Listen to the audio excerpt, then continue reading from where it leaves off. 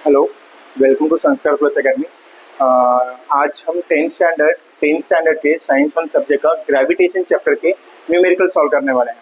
जो first question जो unsolved numericals हैं आपके टेक्स्ट बुक में, हम उसको सॉल्व करने वाले हैं। ये क्वेश्चन इस तरह से है कि एन ऑब्जेक्ट टेक्स 5 सेकेंड्स, कितना टाइम ले रहा है, टाइम दिया हुआ है 5 seconds, reaches to the ground from the height of 5 centimetre. मतलब क्या है कि कोई एक, सॉरी 5 सेंटीमीटर बोल रहा हूँ, 5 मीटर, 5 मीटर का कोई टेबल है या कोई हाइट है, वहां से ऑब्जेक्ट गिर रहा है मतलब डिस्प्लेसमेंट कर रहा है, और कहाँ पे आ रहा है, ग्राउंड पे आ रहा है। कितने टाइम में, 5 सेकेंड्स में, किसी प्लैनेट पर। तो what is the value of G? G means क्या, एक्सेलरेशन टू ग्रेविटी निकालना है उस प्लैनेट का। तो जैसा कि आपको पता है कि साइंस में जितने भी न्यूमेरिकल्स है, कहीं पे भी आप फिजिक्स साइंस जो भी देखोगे आप, जो भी न्यूमेरिकल्स आपको सॉल्व करने हैं, you have to try to solve that problem in a 5 steps. 5 step पे होने चाहिए। पहला स्टेप है डेटा, दूसरा टू फाइंड, तीसरा formula, fourth calculation and the last one is answer. तो हम स्टार्ट करते हैं डेटा से। डेटा डेटा में क्या क्या दिया हुआ है, बस टाइम दिया हुआ है और डिस्प्लेसमेंट दिया हुआ है। तो लिख दो time small t is equal to 5 seconds and another one is displacement। Displacement किससे लिखते हैं, एस से लिखते हैं। एस कितना है, 5 मीटर। अब मुझे पता किसे, देखो लिखा है क्या, reaches to the ground from the height of, ये पर्टिकुलर हाइट है, वहां से कहाँ आ रहा है, ग्राउंड पे आ रहा है। ग्राउंड मतलब क्या, डिस्प्लेसमेंट किया ना, यहाँ से लेके यहाँ तक डिस्प्लेस हुआ ये, इसलिए मैंने डिस्प्लेसमेंट लिखा। ये दो चीजें ही दी गई हैं बस आपको। नेक्स्ट स्टेप होना चाहिए टू फाइंड। क्या फाइंड आउट करना है, अपने को फाइंड आउट करना है acceleration due to gravity.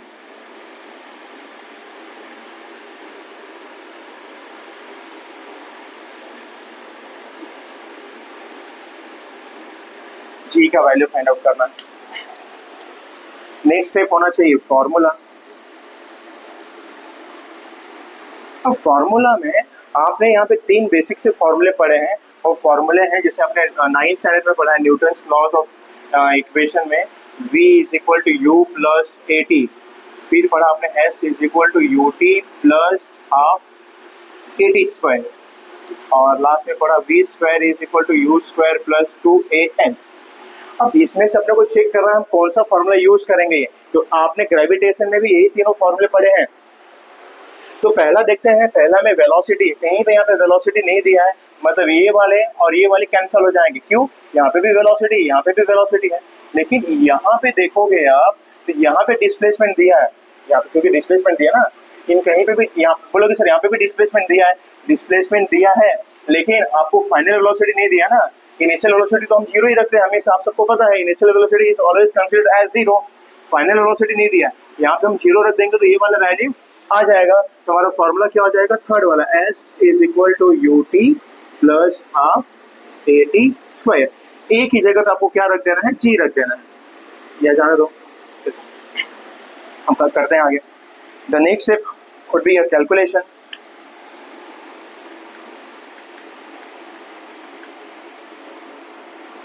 Calculation में आपको सबसे लिखना है वी हैव, सबसे पहले ये लिखना है वी हैव के बाद just write down the formula u t plus half a t square लिखोगे, but u is equal to zero. क्यों जीरो, क्योंकि इनिशियल वेलोसिटी जीरो होता है हमेशा। And a is equal to g, a का value क्या पुट कर देना है, g पुट करोगे।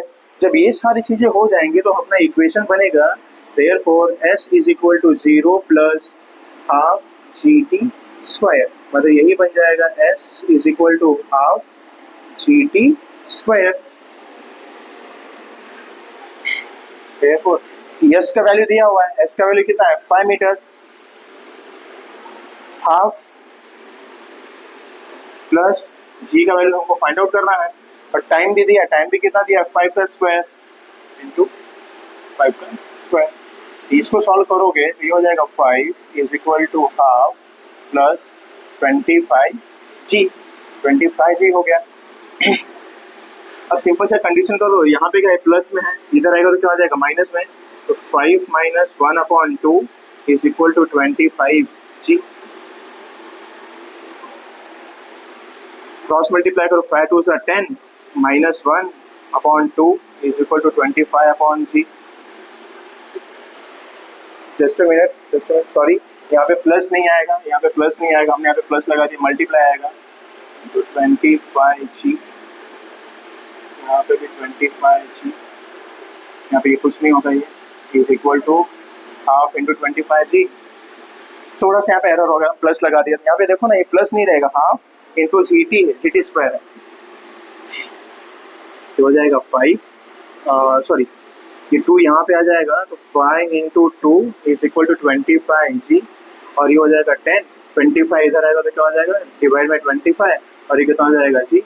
इसी को जब आप कैंसिल आउट करोगे, अब 5 से करोगे तो 5 2 10, 5 5 25, तो आएगा 2 upon 5 is equal to g. Therefore g का वैल्यू, अब इसको कट करोगे 5 से तो आएगा 0.4, और एक्सीलरेशन ड्यू टू ग्रेविटी है, एक्सीलरेशन ड्यू टू ग्रेविटी इसका यूनिट क्या हो जाएगा, मीटर पर सेकेंड स्क्वायर। ये जी का वैल्यू आ गया। अब अपना बचा है लास्ट वाला स्टेप, कितना स्टेप हो गया हमारे पास, 1 2 3 4, फिफ्थ वाला स्टेप रहेगा हमारा आंसर। आंसर में क्या लिखोगे, the value of ji on the of the planet is 0.4 metre पर सेकेंड स्क्वायर। हम क्यों बोल रहे हैं कि 5 स्टेप आपको प्रॉब्लम सॉल्व करना है, क्योंकि अगर ये क्वेश्चन, अगर सपोज 3 मार्क का क्वेश्चन है तो डेटा में you will get a half marks, to find में आपको हाफ मार्क्स मिलेंगे, फॉर्मूले में हाफ मार्क्स मिलेंगे, कैलकुलेशन में 1 मार्क्स मिलेगा, और यहाँ पे हाफ मार्क्स मिलेगा। इन दिस वे एक पैटर्न होता है, और इस पैटर्न से क्या मिलेगा आपको, टोटल 3 मार्क्स मिल जाएंगे। If you miss a single step you will lose a mark. तो try to solve any problems in 5 steps, data to find, formula, calculation and answer. आप जल्दी से इसको कॉपी कर लीजिए, मिलते हैं नेक्स्ट क्वेश्चन में।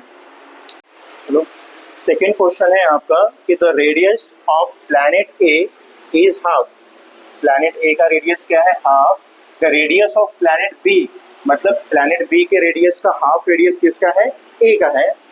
If the mass of A is M A, मतलब प्लैनेट मास, जो प्लैनेट ए है उसका मास एम ए दिया है, what must be the mass of B, मतलब प्लैनेट बी का मास निकालना है कितना होगा।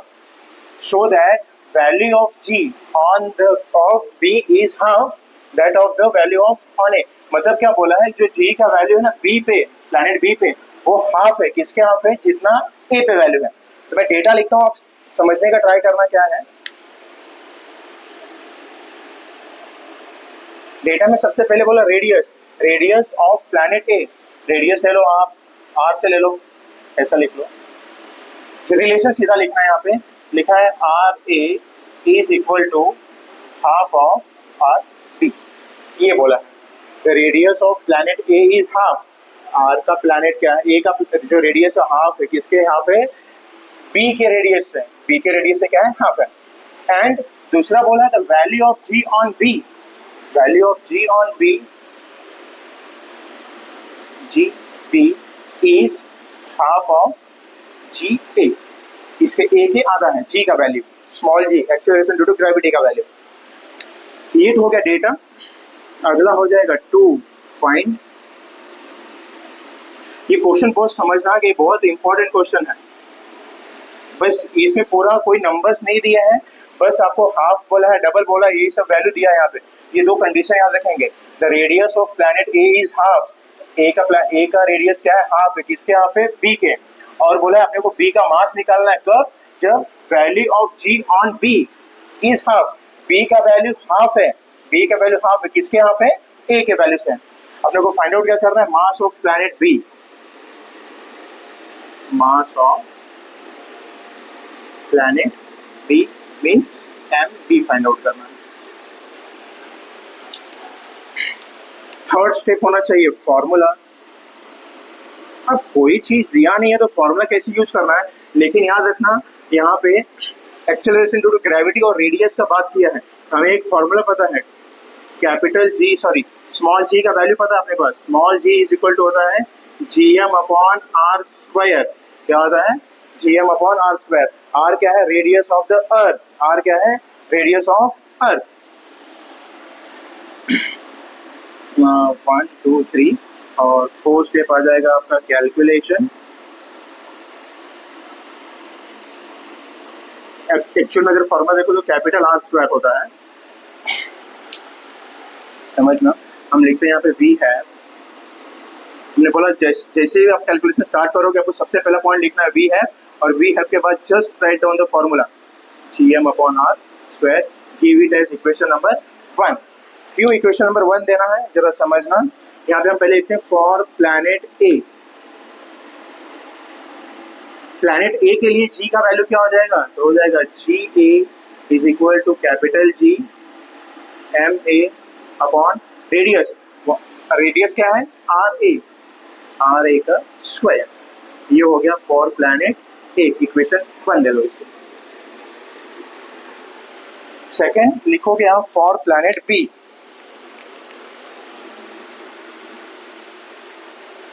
For planet B, planet B के लिए क्या हो जाएगा GB is equal to GMB upon RB का स्क्वायर। अब बोलोगे सर GB क्यों नहीं लिखे आप, यहाँ पे GA क्यों नहीं लिखे, क्योंकि यही तो है ग्रेविटेशनल कांस्टेंट।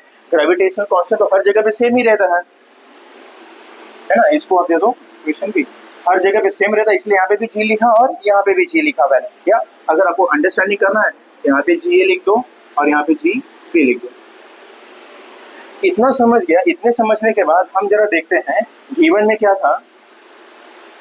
फ्रॉम गिवन या फ्रॉम डेटा, डेटा वाले कंडीशन सब लोग को पता है GB is equal to half of GA, half of GA। तो अब हम क्या करते हैं, GB का वैल्यू कितना है अपने पास, GB का वैल्यू वी के got GB MB upon RB the whole square is equal to half. GA का वैल्यू कितना है, GA का value GA MA upon RA का होल स्क्वायर।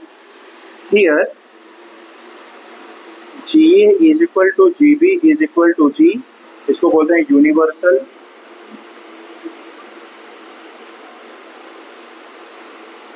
Gravitational constant.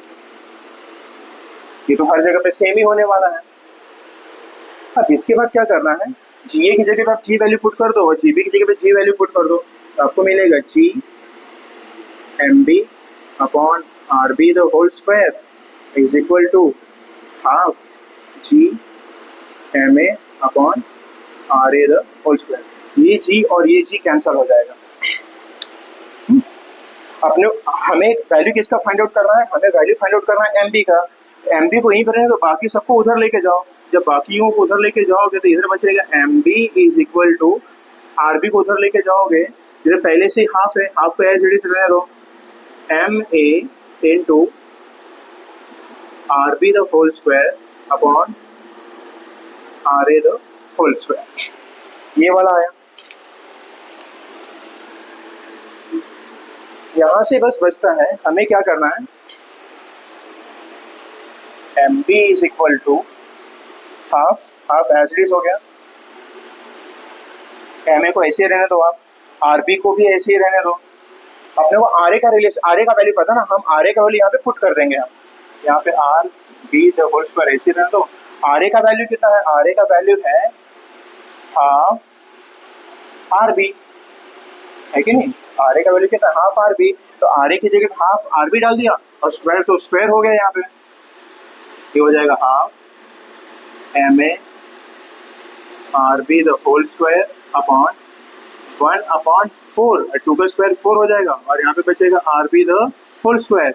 ये स्क्वायर कैंसिल हो जाएगा, RB स्क्वायर, यहाँ पे 4 आया, 4 ऊपर चला जाएगा, 1/2 MA इंटू 2, सॉरी इंटू 4, 2 1 जा 2, 2 2 जा 4, तो आंसर आएगा अपने पास 2MA। मीन्स क्या, हमको मास ऑफ प्लैनेट बी का वैल्यू आ गया। मास ऑफ प्लैनेट बी कितना रहेगा, 2 times of mass of planet A.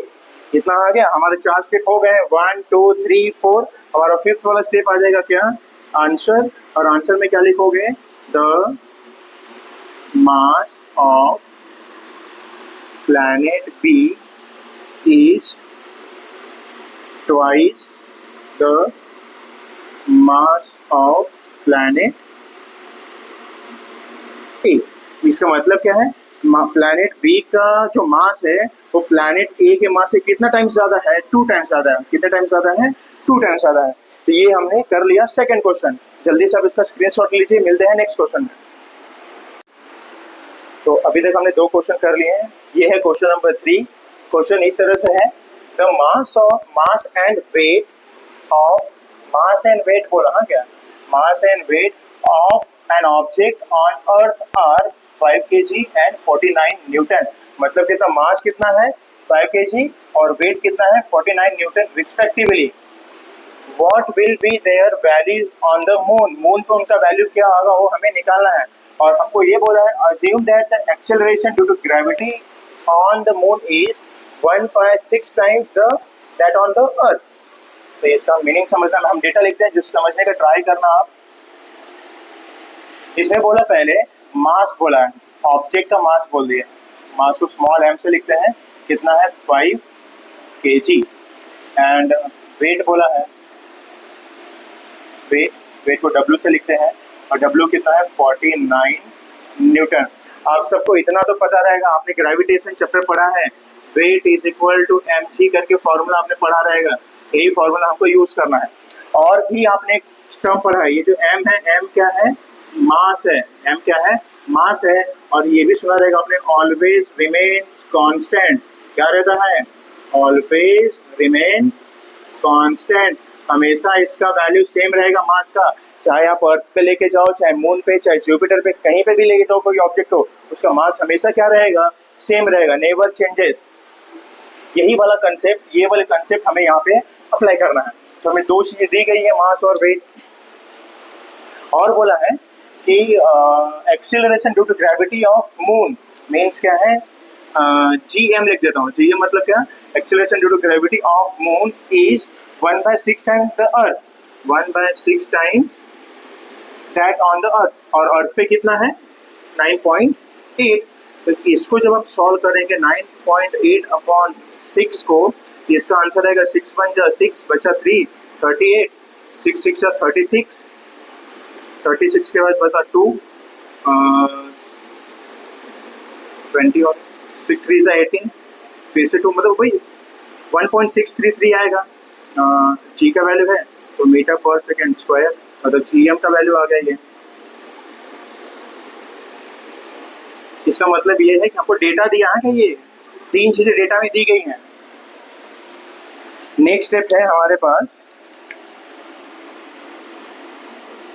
To find, ये दोनों आपको समझ गया रहेगा। यहाँ पे थोड़ा सा प्रॉब्लम एक समझना ये, उसने बोला है कि acceleration due to gravity on the moon is, gravity on moon is 1/6 of that on the earth. और अर्थ का ग्रेविटी कितना, 9.8, 9.8 डाल दिया हमने ये और सॉल्व किया। तो मून का जो ग्रेविटी आया कितना आया, acceleration due to gravity 1.633 metre पर सेकेंड स्क्वायर। फाइंड आउट क्या करना है अपने को, फाइंड आउट करना है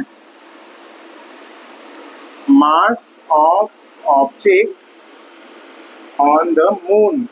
मून पे उसका मास पता करना है, मतलब m फाइंड आउट करना है। m मतलब क्या, मास ऑन मून। और दूसरा क्या फाइंड आउट करना है,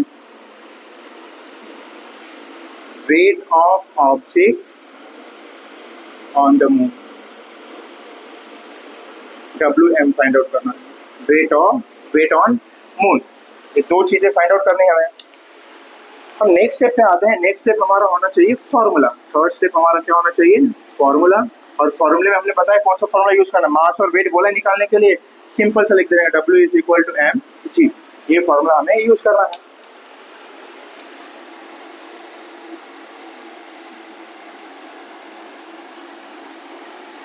हमने बोला कैलकुलेशन जब भी लिखोगे आपको वहां पे स्टार्ट करना है वी हैव से। जैसे आपने वी हैव लिखा, लिख दोगे W is equal to mg।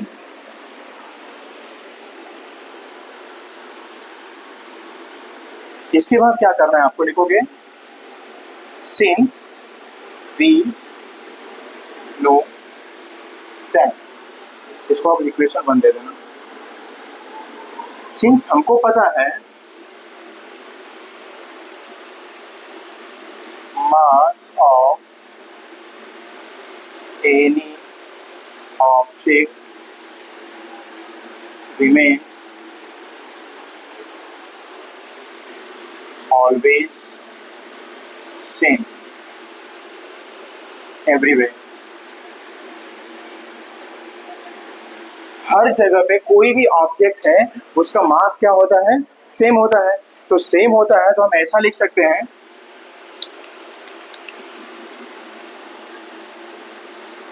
Mass of object on the earth is equal to mass of object on the moon.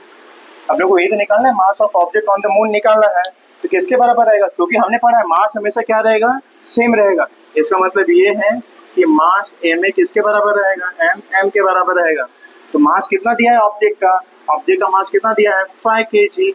तो मून पे भी उसका मास कितना रहेगा 5 kg ही रहेगा. जितना याद रखना, मून पे मास कितना रहेगा उस ऑब्जेक्ट का 5 kg, जितना कि उस अर्थ पे था. ये हो गया इक्वेशन ए. अब दूसरा चीज जो हमको निकालना है वो है वेट. फर्स्ट आ गया हमको mm आ गया 5 kg. जितना हो अर्थ पे है उतना ही कितना रहेगा मून पे भी मास रहेगा. नेक्स्ट देखते हैं वेट के लिए. Since we know that,